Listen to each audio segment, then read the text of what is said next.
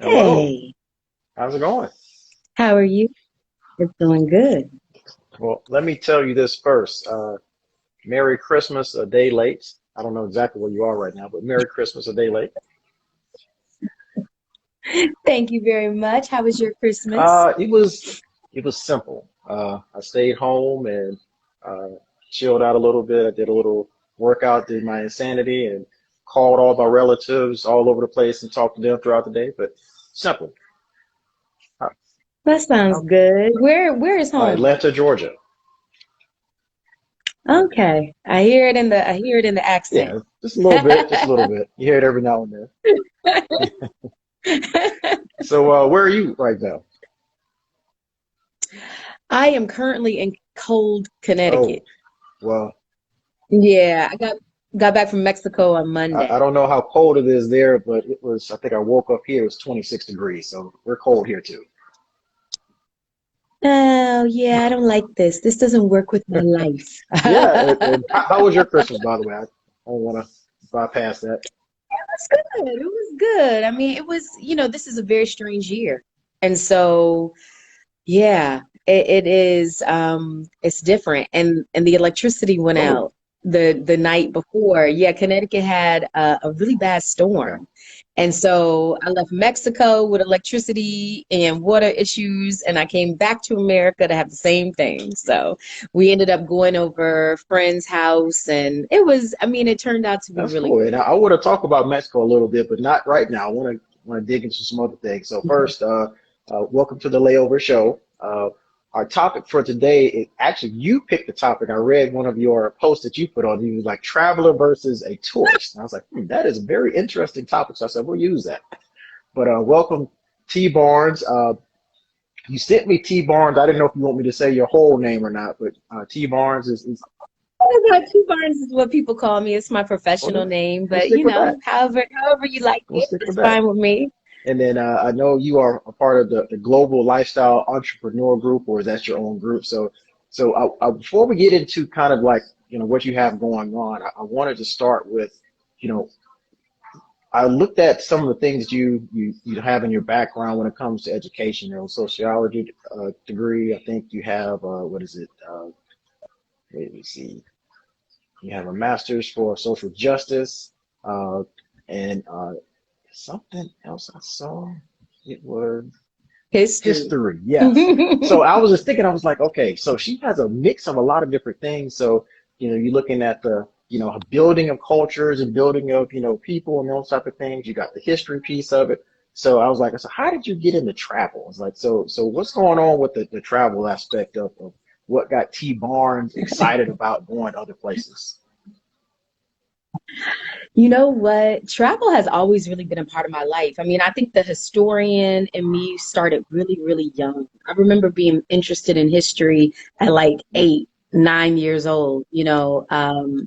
And when I was 16, my very first trip abroad was to Russia to study.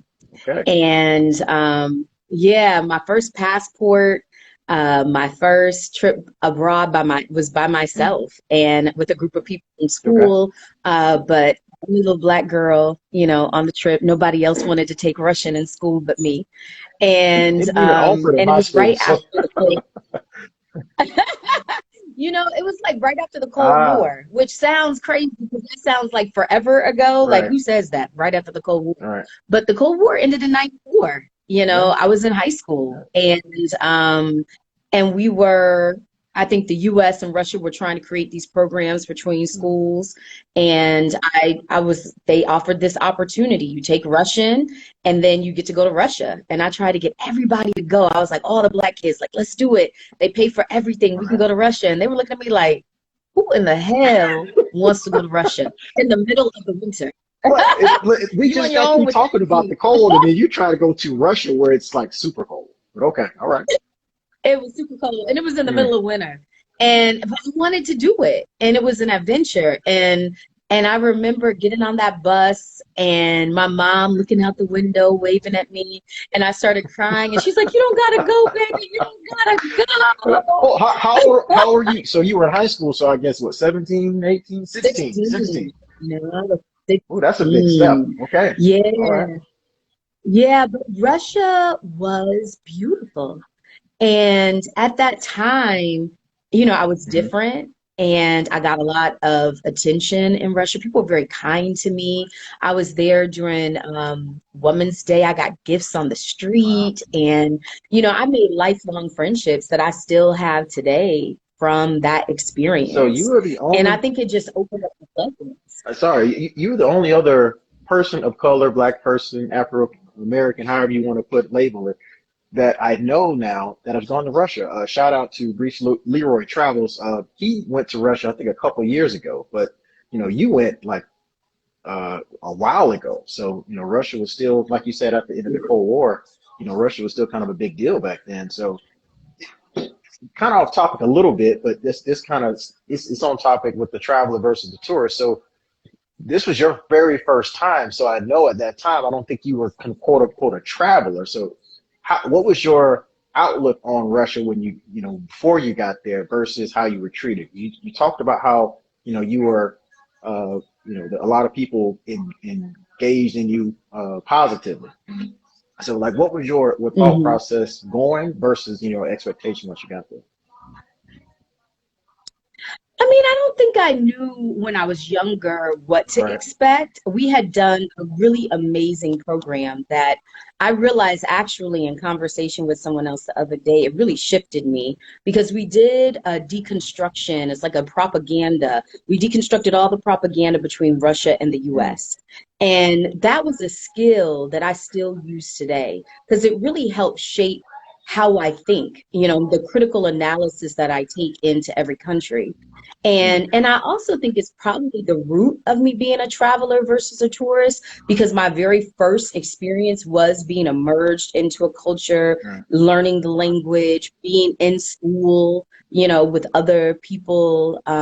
So I didn't enter into the travel world. And I traveled. I'll say this, my father's mission was to travel. So before I graduated high Mm. school, I think we went to about 48 of the 50 states. And we did it every year, maybe a state or two. We traveled around in a van called Betty Lou. So I Betty was Lou. always traveling.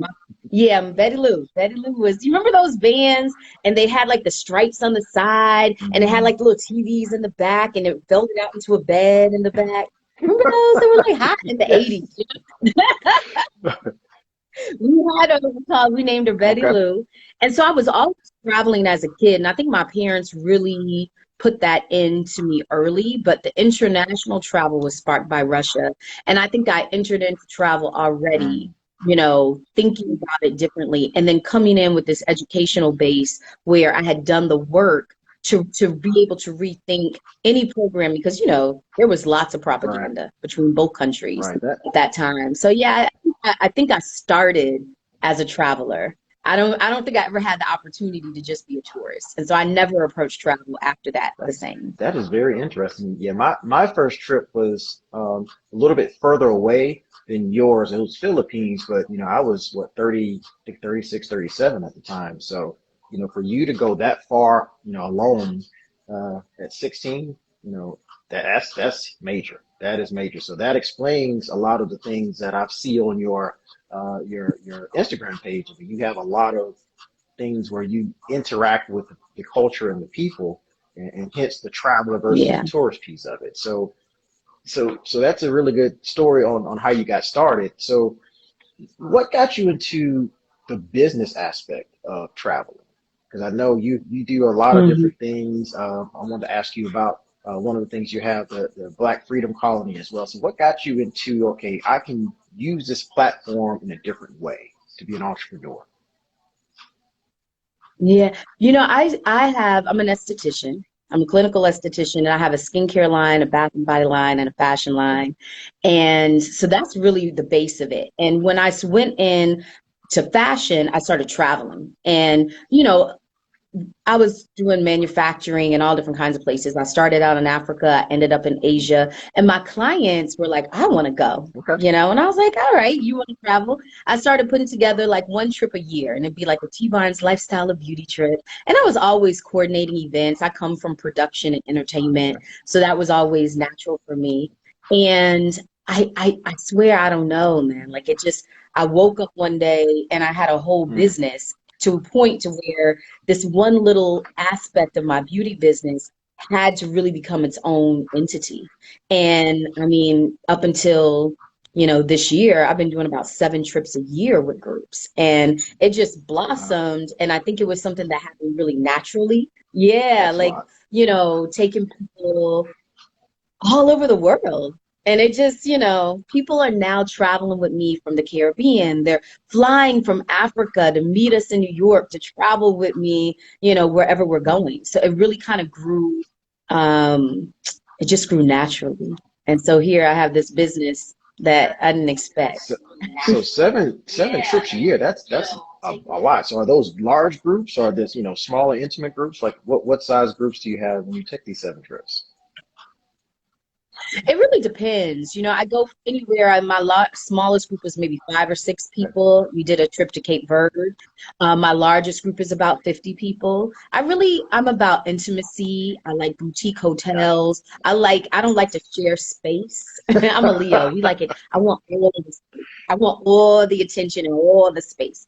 So I mostly do trips where I can book out the space that I'm Mm, in so that we don't have other people and other energies okay. inside of whatever it is we're doing. So my largest groups right now are about 50 people, and I feel more comfortable with that 25 to 50 people, group, because I like the intimacy. I like to be able to connect with people, and I want to make sure that people are getting something really special. And I drag people along on my little adventures, and sometimes, dragging 150 people is harder than dragging, 25, 50 people to say, hey, we're making a shift. We're going to this place today because I met the president of this. Right. So yeah. So and it is funny that you say 'cause I'm normally a solo traveler. That's one of my monikers. I like to go solo. Now I'm also an only child, so that may factor into it a little bit. So like when I think of a small group, I'm thinking like 4 to like maybe 8. You said 25 to 50 is a small group for you. Okay, now Well, see, that puts things in perspective on how you think. but, I got the vibe too. And I like solo travel too. I think a lot of Mm, what I do is I don't take people places where I don't have community. So I mm, travel by myself, and I build these relationships. And I can stay in a place for, 2 weeks, three right, weeks, a month by myself, making sure that I have people in right, place. And so when people come with me, I've already developed families and community and businesses that they'll be interacting with in a different way. So right. I don't really do tourism. And I think that that's a little different. Like I'm not a travel agent, which Right. is, I think, different from like some of the other groups. I want to build relationships with governments. I'm really particular about making sure Black people travel and expand and see themselves Right. beyond the periphery of America.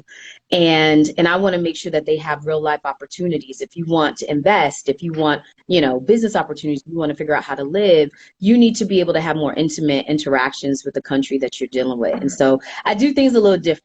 Yeah, Yeah. so I wouldn't put you in a traveler category. You're like a traveler educator or something like that because it's like when you like a traveler, yes, you're going to get engulfed in the culture, you're going to do some things and you may stay an extended period of time, but you're bringing other people along with you and you're teaching them the culture. So you're almost like a travel professor, so to speak. So you're in a different genre.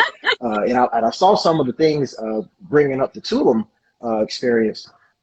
I saw one of the guys that I think was giving you a shout out, and he was talking about how you gave them everything that they needed. They didn't have to ask for anything. They didn't have to what do I do here? What do I do now? Or what's next? He's like they had everything on a platter, and as they were doing this, they also had they were learning things, and they were having, they had testimonials on themselves about their experience there. So that's not what a normal traveler does. That's something a little bit more.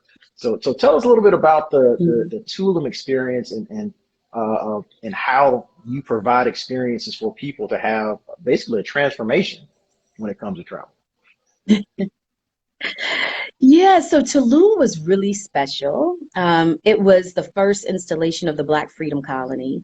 And again, like, yeah, so in my regular Mhm. business, I really do full packages. And I do a lot of the footwork. And I tell people, like, I really cocoon you because I think travel is one of those things where the first time you enter a nation, you could be faced with a lot of challenges. I've already paid off the police. Already I've already done the things that I needed to do to be able to make sure that your steps, you don't fall into the pit trap or to the pitfalls that I've already, seen were coming or fell in myself. And so your first experience to me in a country should be kind of cocooned a bit so that you can see the beauty of it. Oftentimes, particularly with Americans, because you have such privilege, even as Black people, even for all the things that we deal with in our own nation, we come with Yes. so much privilege. And, that blue passport provides you access that most people don't have.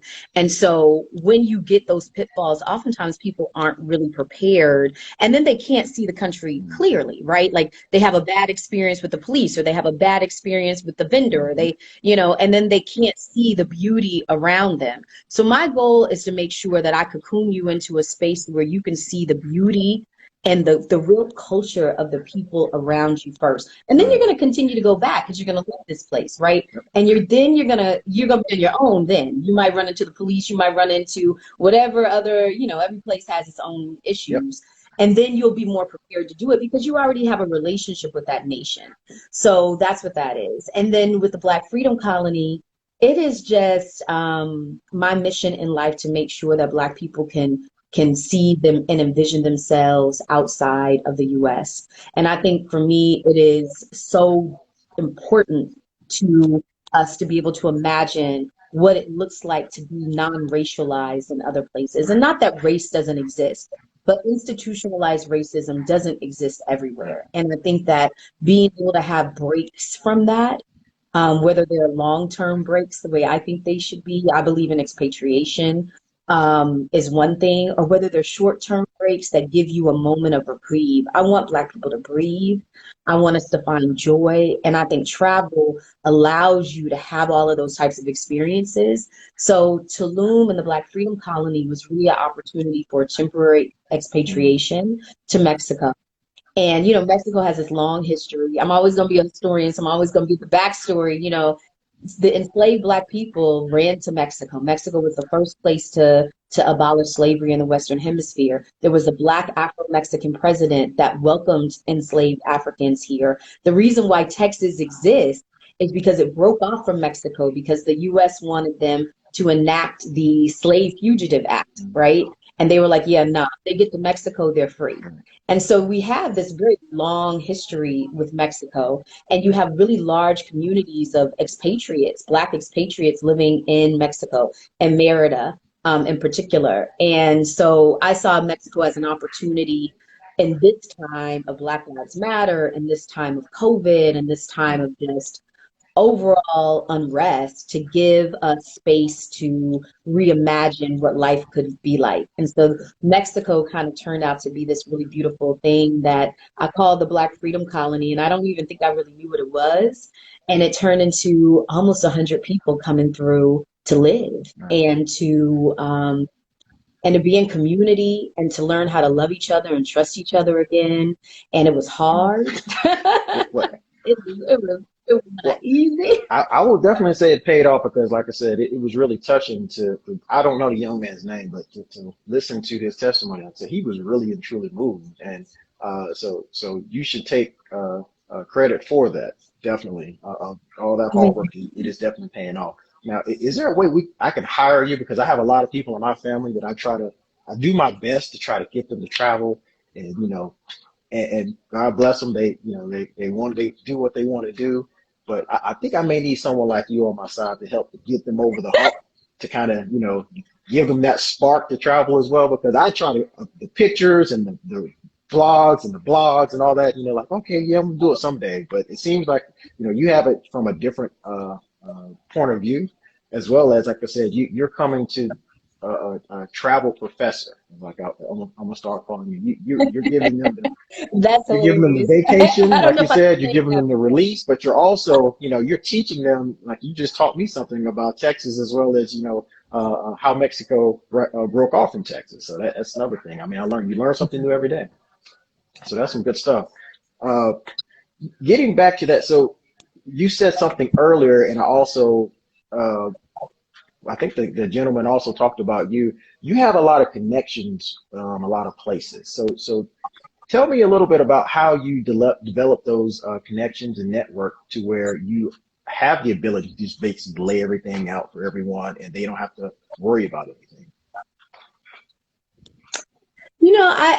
I'm a networker, and I say a networker, and I actually don't really mean that because, I'm not really that chick that's like at the party passing out my business card. I don't really do that. I am a person that really loves humanity, and because of it, I build relationships with people, good people. Good people are all over this world, and they happen to just find me, and I'm thankful for that. And oftentimes they end up being really powerful Okay. and own really big businesses, are in really high positions throughout the world. I Mhm. meet people literally anywhere, on a plane, Right. out in a bathroom, I meet people everywhere. And as I meet people, I understand how they connect to the place that I'm in, and we just start doing Right. business. And a lot of it, I think, is because I'm a business person. I'm a global entrepreneur. I am always looking for the opportunities to connect from a business perspective. And then once you establish those business relationships, you typically start to build the political relationships because you can't do business in other countries without having those Right. political relationships. And then that leads to me being able to say, okay, and I know how to maneuver. Okay. One of the real things is respecting Hmm. culture. And because I respect culture so deeply, and it people give me access that I think other people don't always get. And um, and it has just led to me being able to extend those opportunities to other people. And it's great. And it is kind of like a teaching because everyone doesn't approach relationships abroad the same, and you do have to teach people to respect Hmm. culture. America doesn't always give us the tools to respect other people and other way other people do things. So now, like, I'm developing this onboarding for traveling with me so that you learn. Or, I mean, some people come naturally with it and some people don't. These are the things you should think about when you greet people in this particular Right. nation. These are the ways in which you could offend someone if you say this or if you do this. And those are things that I hope, specifically us as Black folks, really take heed because we have access that Black people all over the world don't have. And we're the representatives for most Black people everywhere because we can move in the world.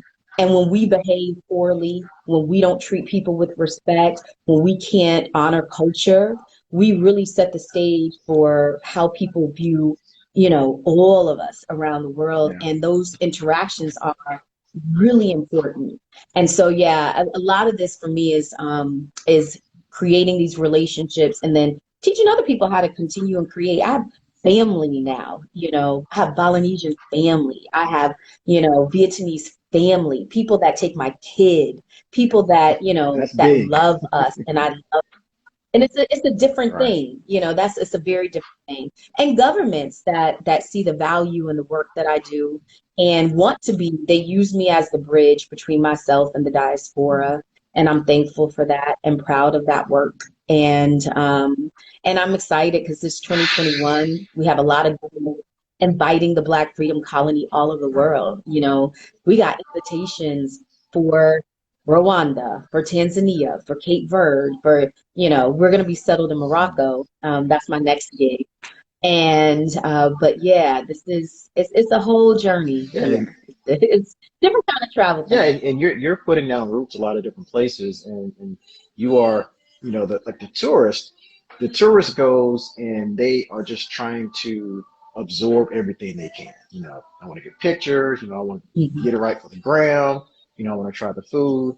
The traveler, see, you're there putting down roots. You're down there, or not down there. Anywhere you go, you're developing relationships to build something else. Now, true enough, you're doing the entrepreneurship piece of it as well, But, when you're thinking about, just a traveler, you want to be able to either recommend other people, or you want to be able to go back and then have a better experience than you had the previous time. So that mindset is right on point. So I love it. And, you talk about a lot of things about you know, before you go to another country, you want to make sure you don't offend people. You talked earlier about the police, because believe me, you don't want to get locked up in another country. You think it's bad in America, Look. not knowing the laws somewhere else, it can get really, really tricky. I think a young lady. And if you do, you need somebody Oh on man, speed dial to be like, yo, I need some if help. you need somebody on speed dial, you need the embassy, you need all of that. So yeah,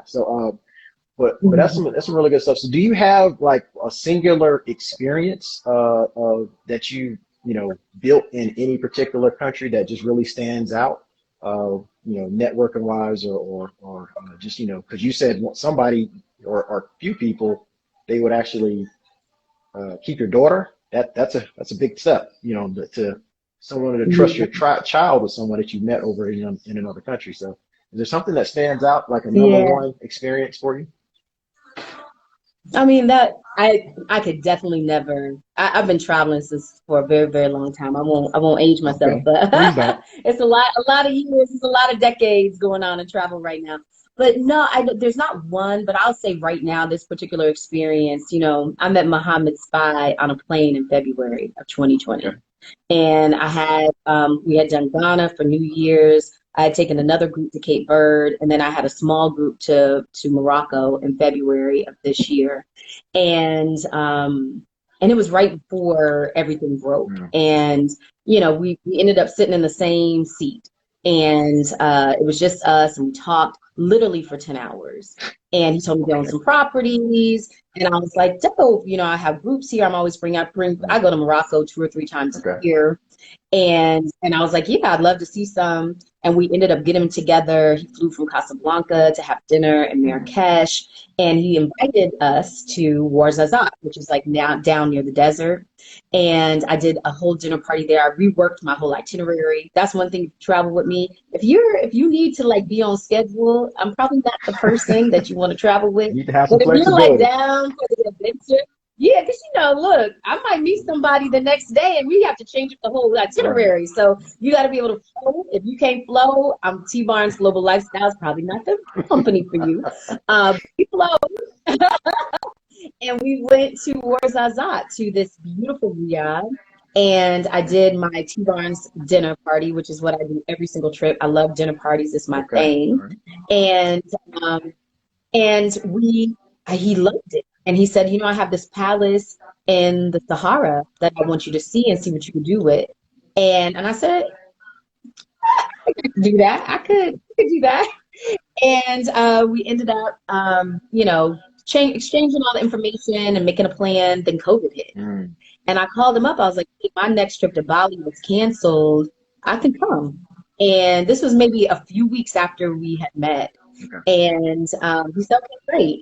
And then COVID, I was like, and I need to bring my kid because, yeah, I can't leave her here. I don't know what's going on with the world. Right. And he's like, okay. And so my daughter and I ended up being in Morocco for the entire COVID. And I redecorated this palace. And it just turned into, I think he started to understand the value that I brought, which was more than Okay. decor. And now I'm the general manager of Spy Palace in the Sahara, and really rethought the entire business model with this new world that we're living in. People are going to be traveling still, but it's going to be long term. Right. And so now in January, I'll be moving to the Sahara to run this palace and create this creative community. And I think that this relationship is so interesting because, you always have to be open to talking to people. And I always do. I'm always making friends someplace, anywhere I go. And that relationship was built and it's literally shifted my entire trajectory of what is next, right? And it not only opened up opportunities for me to go in and have this amazing position and to still run my business and move around the world the way that I do, but to also now have all these other people to come have this experience and to live within this palace in the Sahara. And although Spy, we're open to all types of people for retreats and that of thing, I really get to make it a home for Black folks. And because I travel and I do beautiful high-end spaces, we're not always looked at as the prime person, right? Like we're not the prime customer for everything, even though Black Americans spend the most amount of money in the United States on travel. And so it allows me to be this place where people come and can be treated with the respect they deserve and to be given the kind of experiences that only I can give in the way I give it. And I'm excited about that. And that's all because I met this man on a plane, and these are the type of things that happen in my life, which are great. But this is where travel can take you. It can change your whole life overnight. That's great. Your connection, I think it may have cut out a little bit. Can you say something else for me real quick? Am I there? Uh, yeah, the audio kind of went out a little bit, so I have to reconnect it. Okay. Oh no, it's back. Sound like it's Should I come? No, you're good. You're good. Back? It's back. Okay. It's back now. So, Okay. All right. so one of the things that in it that is amazing because and again, the traveler versus the tourist thing is, sometimes as a tourist, you just focus on yourself. Some people, I don't know why, but some people, they do their little, adventure and they're back in the hotel.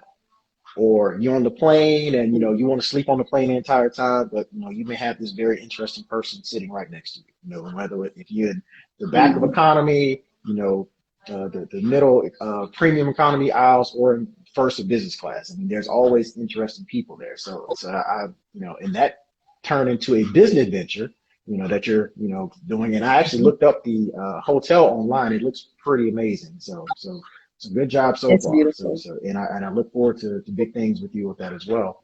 And it's in, they said the real Sahara Desert, I think is what they quoted on the website. So it's some good stuff. Yeah, we're 50 kilometers from Algeria. We're the Sahara. Gotcha. So you don't have to worry about it being cold there. You'll be good. Oh, does it no, get colder? it's actually really cold in the Sahara during the winter. Yeah, like I was just thinking about packing up the long johns because in the desert, it's chilly. It's not even chilly. It is freezing in the desert in February. Okay. So yeah, it is a lot of climates. Morocco is a very interesting place because every part of it has such different, like it's like a lot of different vacations in one.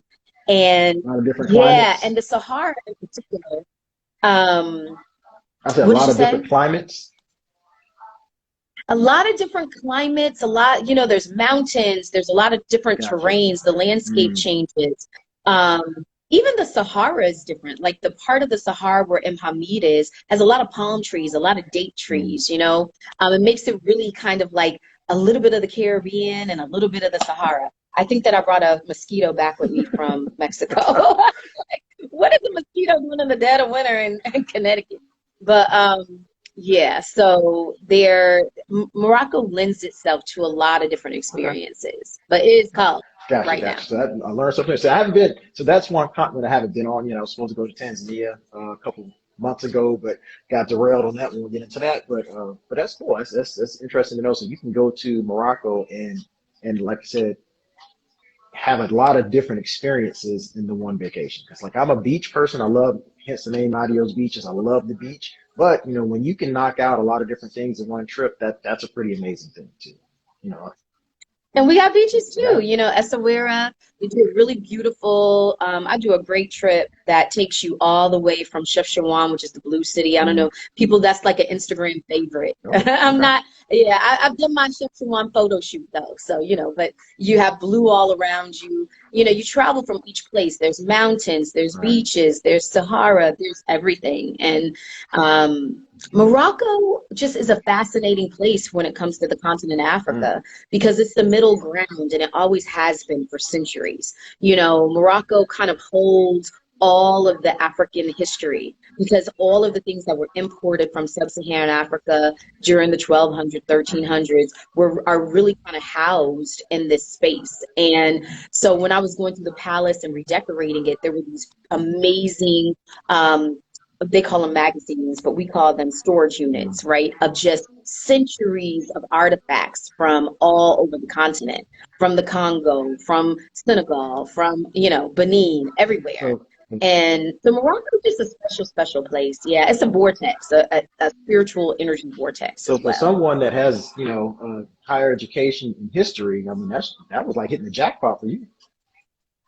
Oh my, I was in heaven. And I get to Right. decorate. I mean, what could be Oh, yeah. So better? that's a beautiful thing. So one of the things you talked about your daughter a few times. So one of the things that I get asked a lot is, when I talk about a place that I want to go or I'm going or I've been, is it safe for kids or, is traveling with my kid okay? So like what do you have any type of tips or any things that you practice when you travel with your daughter, when she was younger, uh, preteen and, teenage years? Like what type of things did you do or what would you recommend? Yeah, my daughter's a writer. She's been traveling since she was 4 months old. And the world is safe for children everywhere because there's children everywhere. I think that when people think about these places, like humans are very much the same. Everybody wakes up, eats breakfast, goes to work, comes back for lunch or eats lunch, goes, like it's the same thing everywhere. Whether you're in Bosnia, if you're in Russia, if you're in Vietnam, it is the same thing everywhere. And because children exist everywhere, children can go everywhere. And my daughter travels all over the world with me. We have a hashtag called Salon and Her Mama. It's actually my most popular hashtag. Yeah, like, and we live in this world. Yeah. We live in this world, and I would say, you know, there are things that you think about. I traveled with my toddler. I see somebody asking about Hmm. traveling with a toddler. I mean, I traveled with my daughter when she was on my breast. I put her out on the plane. She'd be quiet and go to sleep and wake up, and we'd be in whatever country or place we were going to be. And it was just us. And I travel as a woman alone around the world and traveling as a woman with a kid. I think you need to be thoughtful and careful the same way you would be with your own self, right? Yep. Like, I don't think it really changes with the kid. I think that most places, the United States is really the only place that's like things aren't kid friendly, right? Like every other I mean, that just doesn't kind of make Yeah. sense. Like Yeah. everybody has a kid. Like, that's how we Hmm. exist. We Yeah. were children, right? So every place really has space for children to be. And I have found that with my daughter, the way that she thinks about the world, things that are normal for her. And we're watching a movie and she's like, "Oh, that's downtown Hue in Vietnam." And she Yeah. just went on about her business, right? Like she recognizes places in ways that I think other children don't, but she also relates to people very differently because Okay. of it. So I think travel as a mom and dad, as a family, whatever, is vital. And you grow Right. together. Salon and I experience new foods together. My daughter is actually way more adventurous than I am. She'll be the first one that wants some money so she can go to the food carts on the street. And she'll be like, and this is what this is. She will I love pronounce it it. perfectly. And like, oh, I see my girl from Tanzania. Hi. But yeah, it's travel with your kid, especially Black children, is the best thing you can do for them. It expands them in a way that you will never do any other. There's no other way to expand someone more than giving them the world, right? Like showing them the Right. world. And then they see themselves differently. Our kids kind of see themselves in a bubble in the US. But when you start to grow, and we always do some very specific things, and I will recommend this for parents because I do think that travel like this is a privilege, right? We know that everyone struggles to have access to this.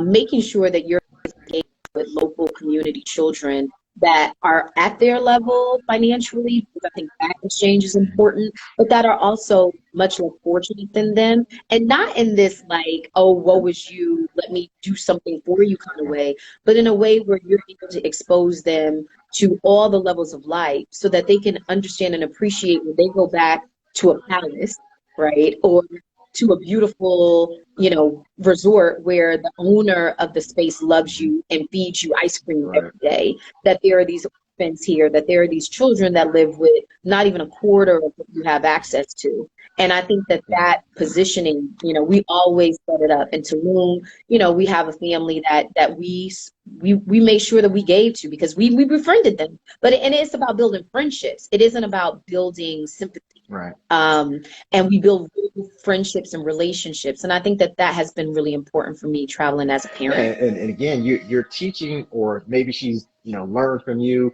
indirectly. You're teaching your daughter how to be a traveler. You're interacting and you're seeing the entire picture. You're not just seeing one piece of it and going back, oh yeah, this country is X, and giving this particular thing. She's giving a well-rounded, well-informed point of view of wherever she goes. So that's wonderful. And thank you for sharing. I try to do my best to share from a Black person's perspective when I travel, because I don't have kids, so I can't do the kid advice. So I appreciate that. But you hit on a lot of things, from a kid's perspective, that I try to tell people from an adult perspective.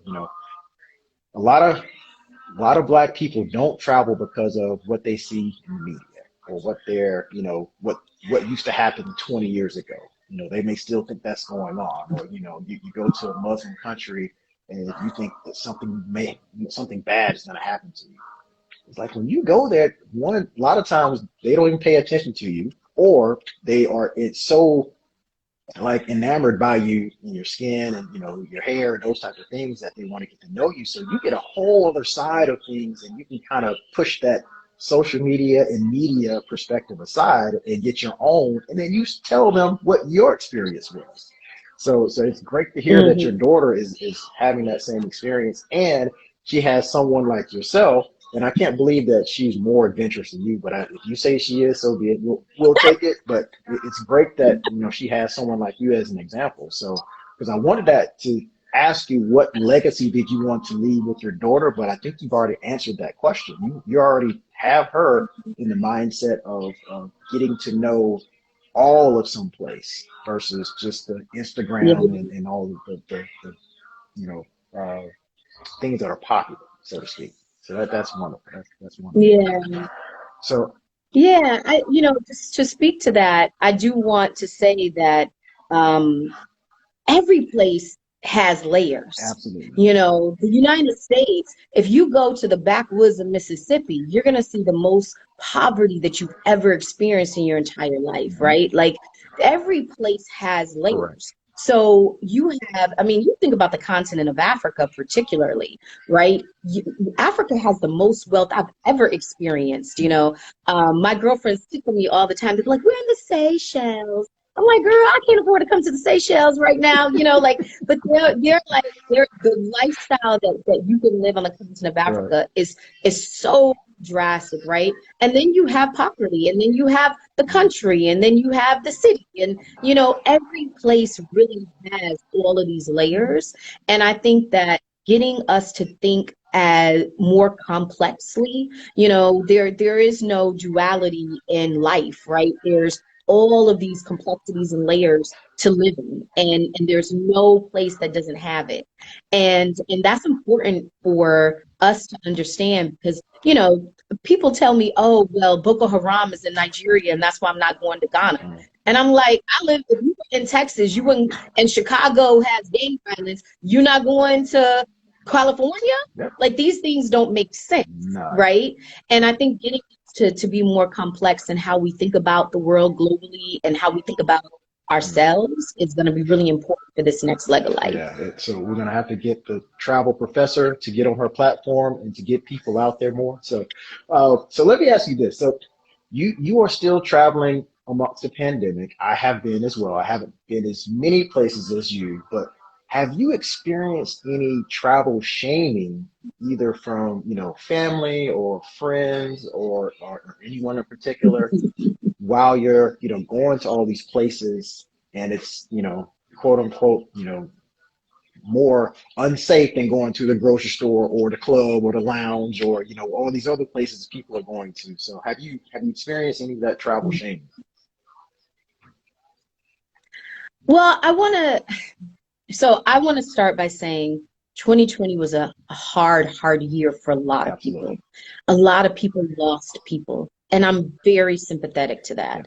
Yes. And I do understand why people can look at people traveling around the world with some disdain. And I understand that frustration. And I've had a very different experience because the safest place to be during this pandemic has been Africa. And for the majority of the pandemic, when people were dying by the hundreds and thousands in the US, I was in the middle of the Sahara with 7,000 people in a landmass the size of America, right? Like Right. it's huge Yeah. landmass. It Hmm. is, but a large landmass. And we didn't have one case of COVID. We didn't have one death. So I had a very different lived experience during COVID. And so I'm sympathetic to the idea that the PTSD that people are experiencing, I personally did not Yeah. have. Right. And I do believe that the pandemic is real. I believe that COVID is real and that this affects our community really greatly. So I started with that because I understand why people look at you sideways when you're Hmm. still traveling. What I did was create an opportunity during COVID to put a foundation down for other people post COVID to Okay. travel, right? And then during the pandemic, I created the opportunity in Mexico because it was open for people to have an alternative experience. And I'm proud of that work. And I think that, I know that people feel uncomfortable with Hmm. travel. I do think that America has failed in a lot of ways to work and control this pandemic, and other countries have not. It is much safer to be in the majority of the places that I've Okay. been than it has been to be in the United States of America.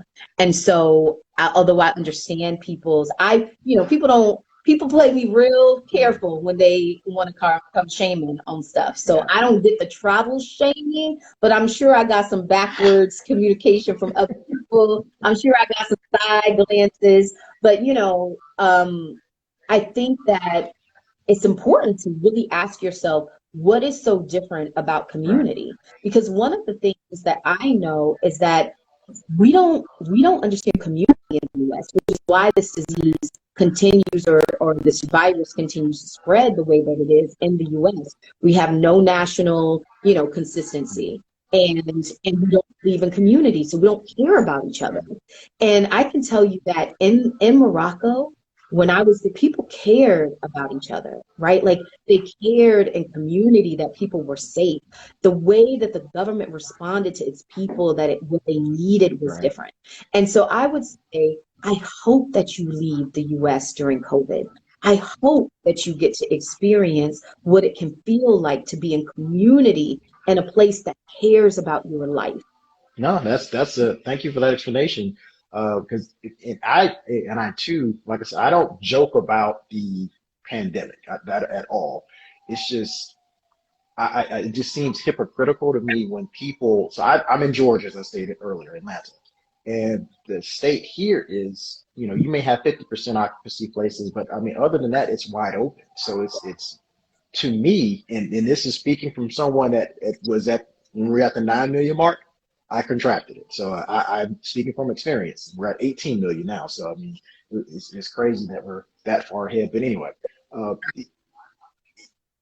going to the store, going to, the mall, shopping, all these different things. I'm out and you see people fighting because one person doesn't wear a mask. When you travel, you have to follow all the guidelines. When you're on the plane, the air Mhm. is filtered. So it may not be 100% safe, but it's probably in the 90%, percentage wise because it's filtered air.